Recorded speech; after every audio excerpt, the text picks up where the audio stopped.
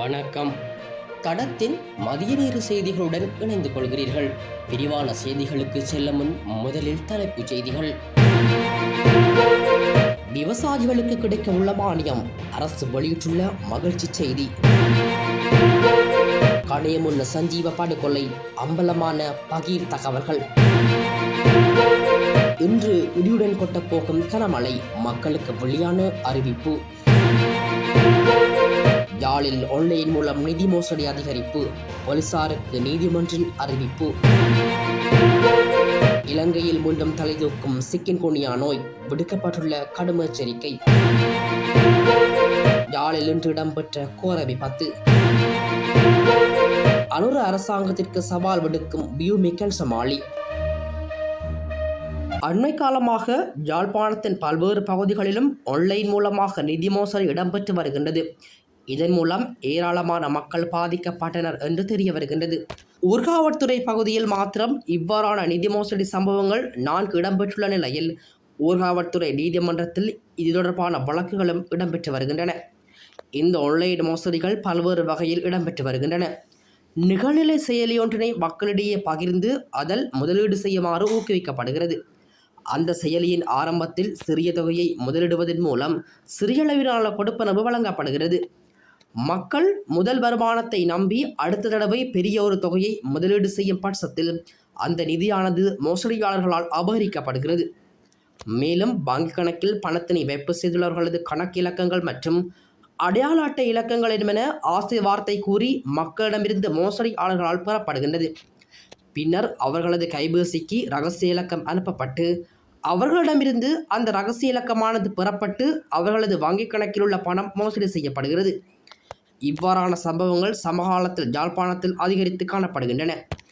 ஊர்காவற்துறை நீதிமன்றத்திலும் இவ்வாறான வழக்குகள் காணப்படுகின்றபடியால் மக்களுக்கு இது குறித்து விழிப்புணர்வுகளை ஏற்படுத்துமாறு ஊர்காவற்துறை நீதிமன்ற நீதவான் ஊர்காவற்துறை போலீசாருக்கு அறிவித்துள்ளார்.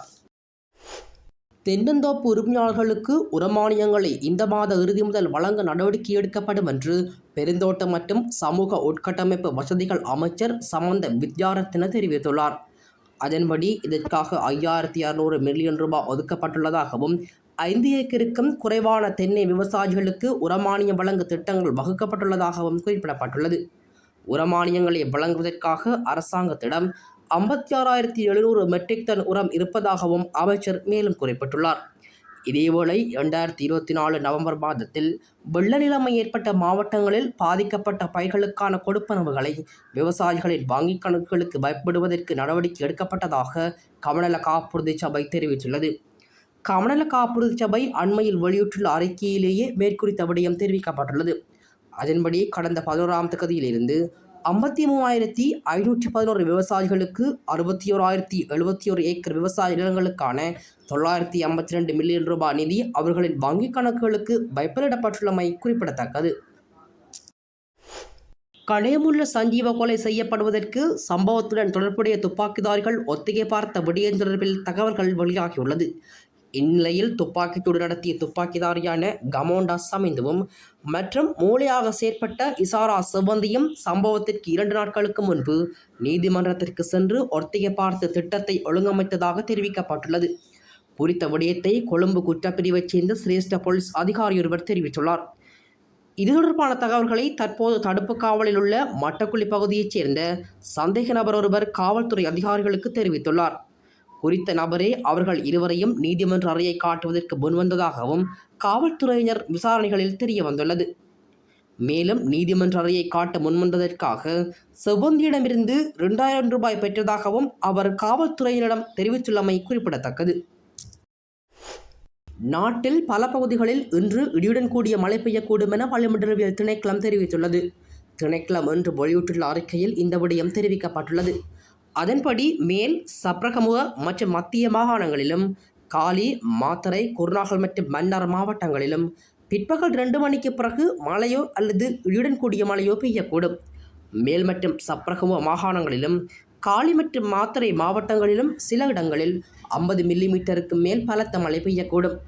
ஊவா மாகாணத்திலும் அம்பாறை, மட்டக்களப்பு மற்றும் ஹம்பாந்தோட்டை மாவட்டங்களிலும் பல தடவைகள் மழை பெய்யக்கூடும் எனவும் தெரிவிக்கப்படுகின்றது. மேல் சப்ரகமுவ மற்றும் மத்திய மாகாணங்களிலும் காலி, மாத்தறை மற்றும் குருநாகல் மாவட்டங்களிலும் சில இடங்களில் காலை வேளையில் பனிமூட்டம் நிறைந்து காணப்படும். இடியுடன் கூடிய மழை பெய்யும் வேளையில் தற்காலிகமாக பலத்த காற்று வீசக்கூடும். மின்னல் தாக்கங்களால் ஏற்படும் பாதிப்புகளை குறைக்க பொதுமக்கள் தேவையான நடவடிக்கைகளை எடுத்துக்கொள்ளுமாறு வளிமண்டலவியல் திணைக்களம் அறிவித்துள்ளது. சில வருடங்களின் பின்னர் கொழும்பு மற்றும் கோட்டை பகுதிகளில் சிக்கின்குனியா நோய் பரவல் அதிகமாக பதிவாகி வருவதாக சுகாதார திணைக்களம் சுட்டிக்காட்டியுள்ளது. நுளம்புகள் பெருகும் இடங்களை முடிந்தவரை அழிப்பதன் மூலம் மட்டுமே சிக்கின்குனியா பரவுவதை கட்டுப்படுத்த முடியும் என மருத்துவர்கள் கூறுகின்றனர். சிக்கின்குனியா நோய் தற்போது ஆப்பிரிக்கா, அமெரிக்கா, ஐரோப்பா மற்றும் ஆசிய கண்டங்களிலும் பசிபிக் மற்றும் இந்திய பெருங்கடல் தீவுகளிலும் பரவும் நோயாக அங்கீகரிக்கப்பட்டுள்ளது.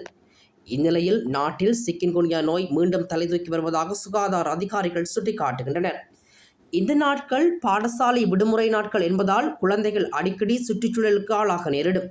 மேலும் சில பகுதிகளில் மழைக்காலம் அதிகரிக்கும் போது நுளம்புகளின் எண்ணிக்கை அதிகரிக்கக்கூடும். தற்சமயம் தொடரும் மழையுடனான வானிலையால் நுளம்புகள் பெறும் இடங்களை அழித்து சுற்றுப்புறத்தை தூய்மையாக வைத்திருக்குமாறு கேட்டுக்கொள்ளப்பட்டுள்ளனர். யாழ் பொன்னாலை பாலத்தில் இன்று காலை ஏற்பட்ட ஆட்டோ விபத்தில் அதில் சென்ற தந்தையும் மகனும் படுகாயமடைந்துள்ளதாக கூறப்படுகின்றது. சம்பவத்தில் காரைநகர் மருதபுரத்தைச் சேர்ந்தவர்களே படுகாயமடைந்ததாக தெரிய வருகின்றது. இந்நிலையில் விபத்தில் படுகாயமடைந்த தந்தையையும் மகனையும் மீட்டு அங்கிருந்தவர்கள் வைத்தியசாலைக்கு அனுப்பி வைத்துள்ளதாகவும் தெரிய வருகிறது. தரமற்ற கிரீம்களை ஒருபோதும் நான் விற்க மாட்டேன் என்றும் முடிந்தால் அவற்றை நிரூபித்து காட்டுமாறும் இலங்கை நடிகை பியூமி கன்சமாலி சவால் விடுத்துள்ளார். எனது தாயும் மகனும் அதே கிரீம்களை பயன்படுத்துவதாகவும் இன்று வரை தனது தாயோ அல்லது மகனோ அவற்றால் எந்த பக்க விளைவுகளையும் அனுபவிக்கவில்லை என்றும் அவர் சுட்டிக்காட்டியுள்ளார். முடிந்தால் நான் தரமற்ற கிரீம்களை தான் விற்பனை செய்கின்றேன் என்பதனை நிரூபிக்குமாறு வெளிப்படையான சவாலையும் விடுத்துள்ளார். சமூகத்தில் உள்ள பிரச்சனைகளை மறைப்பதற்காக சில குழுக்கள் தன் மீது பல்வேறு குற்றச்சாட்டுக்களை சுமத்துவதாகவும் தான் எப்படி பணம் சம்பாதித்தேன் என்பதை நிரூபிக்க வேண்டிய நேரத்தில் நிரூபிப்பதாகவும் கூறியுள்ளார். தன்னிடம் கருப்பு பணமோ அல்லது போதைப்பொருள் பணமோ இல்லை என்றும் தான் பயன்படுத்தி வந்த காரை தனது தோழியின் கணவருக்கு அவர் ஒரு போதைப்பொருள் வியாபாரி என்பதனை அறியாமலேயே விற்றுவிட்டதாகவும் இது தொடர்பில் சிலர் தன் மீது குற்றம் சாட்டுவதாகவும் கூறியுள்ளார். இதற்கிடையில் பியூமி ஹன்சமாலியின் கிரீம்களை வழங்கியவர்கள் அழைக்கப்பட்டு மேலும் வாக்குமூலங்கள் எடுக்கப்படும் என்றும் சட்டவிரோத சொத்துக்கள் விசாரணை பிரிவு தெரிவித்துள்ளது. விவசாயிகளுக்கு கிடைக்க உள்ள மானியம் அரசு வெளியிட்டுள்ள மகிழ்ச்சி செய்தி. கணையமுன்ன சஞ்சீவ படுகொலை அம்பலமான பகீர் தகவல்கள். இன்று இடியுடன் கொட்டப்போகும் கனமழை மக்களுக்கு வெளியான அறிவிப்பு. யாழில் ஆன்லைன் மூலம் நிதி மோசடி அதிகரிப்பு போலீசாருக்கு நீதிமன்றின் அறிவிப்பு. இலங்கையில் மீண்டும் தலைதூக்கும் சிக்கின்குனியா நோய் விடுக்கப்பட்டுள்ள கடும் எச்சரிக்கை. யாழில் இன்று இடம்பெற்ற கோர விபத்து. அனுர அரசாங்கத்திற்கு சவால் விடுக்கும் பியூமி கன்சமாலி.